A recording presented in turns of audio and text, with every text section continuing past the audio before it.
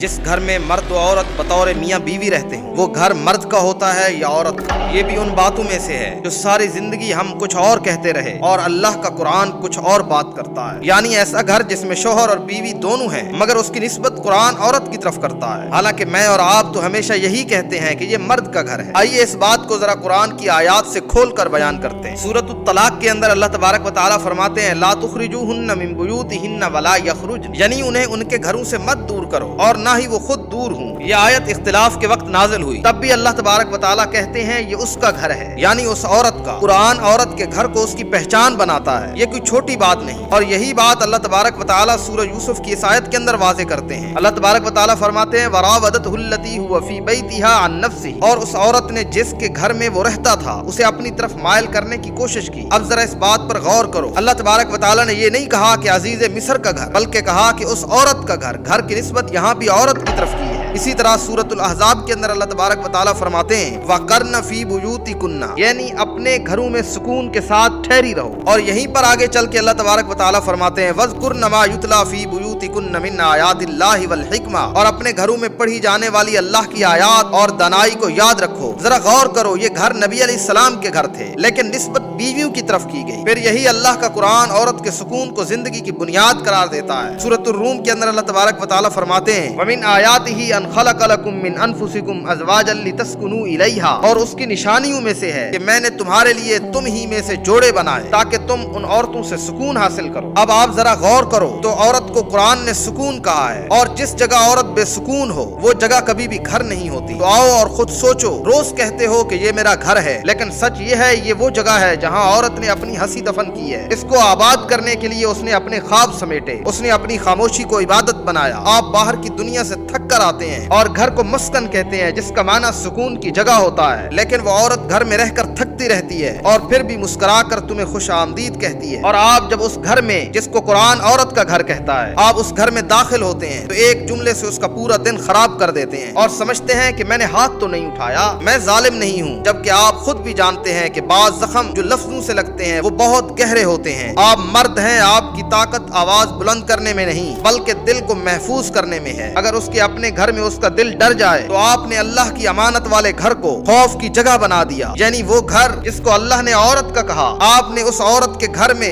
اس عورت کو ڈرا کے رکھا۔ اگر اسی عورت نے اسی گھر میں خود کو بے قدر محسوس کیا تو یاد رکھیں آپ نے اسے نہیں بلکہ اپنے ایمان کو کمزور کیا ہے، کیونکہ نبی علیہ السلام نے مرد کی پہچان نماز سے یا روزے سے نہیں جوڑی بلکہ یہ فرمایا کہ تم میں سے سب سے بہتر وہ ہے جو اپنے گھر والوں کے لیے بہتر ہو۔ یہ بات سخت ہے کیونکہ یہی بات سچ ہے۔